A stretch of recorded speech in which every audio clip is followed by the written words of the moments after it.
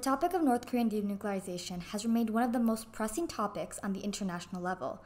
The threat of nuclear weapons to our existence as humans is a threat that cannot be stressed enough.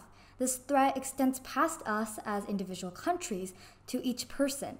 Therefore, denuclearization is a topic that must be addressed, especially in highly unstable and aggressive regimes like North Korea. Before denuclearization can be addressed, it's important to understand the survivalist mindset of the current North Korean regime. North Korea prioritizes its military over the welfare of its citizens because of the perceived threat from foreign nations to its sovereignty. The heavy investment into the military derives itself from the North Korean principle of Juche, which translates to self-reliance. North Korea fears any foreign intervention in its affairs, and the best way to prevent that, through the regime's eyes, is via military buildup. However, this North Korean principle has become the very reason that North Korea remains an isolated state. Since 2006, the UN Security Council has imposed numerous sanctions on North Korea because of its nuclear program. As part of the UN Charter, all member states in the UN must comply with these sanctions. These sanctions, therefore, make it impossible for North Korea to form international relations and add an international driver to the weak North Korean economy and the demise of the North Korean people. So, when considering North Korean nuclear disarmament, one central question must be answered. What is the extent of North Korea's survivalist mindset? In other words, can North Korea's rigidness on Juche be reduced with proper international action? To answer this question, one can look for lessons in past treaties with North Korea. In 1994, North Korea and the United States signed a nuclear agreement. The provisions of this treaty were that the U.S. would provide North Korea with light water reactors, fuel aid, and assurances against nuclear weapons usage. In return, North Korea would end its nuclear program by a set date. Additionally, both countries would open diplomatic offices in each other's capitals and work towards better relations. This framework had numerous benefits. First, it worked to recover the North Korean economy with critical energy aid, as North Korea lacks its own energy resources. Second, it would have allowed North Korea to form better relations with other countries, as the isolationism of North Korea is a primary reason for its withering economy and survivalist mindset. Finally, the regular assurances by the U.S. would have additionally relieved North Korea's survivalist nature resulting from Juche. If this treaty had succeeded, tensions between North and South Korea would have been significantly reduced, paving the way for possibly reunification. However, this treaty was a massive failure, with a uranium program being discovered in North Korea in 2002, nullifying the treaty. Now, at first glance, the failure of the 1994 treaty seems to be entirely North Korea's fault. However, the US had also failed to meet its end of the agreement.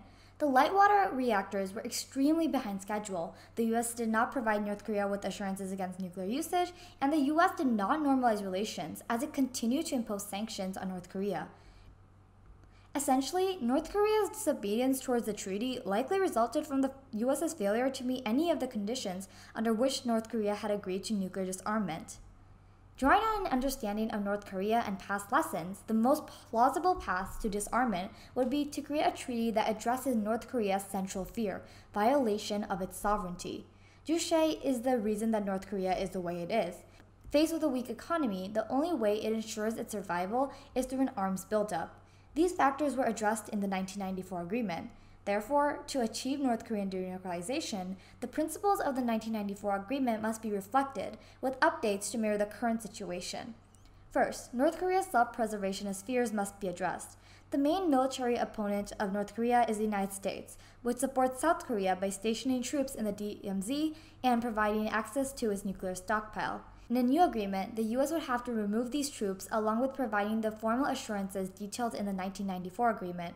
Such actions would alleviate some of the fears of the North Korean regime. However, these actions would not be nearly enough. North Korea would also need help rebuilding its crippled economy. Therefore, the fuel aid and light water reactors from the 1994 agreement would be critical to a new agreement. Additionally, food aid would be almost absolutely necessary, as North Korea has experienced multiple waves of food scarcity since 1994. Finally, international sanctions would have to be gradually lifted to reduce the current hostility and further aid the North Korean economy. Such provisions are necessary for North Korea to disarm, as without a stable economy, North Korea will continue to fear its sovereignty being easily violated.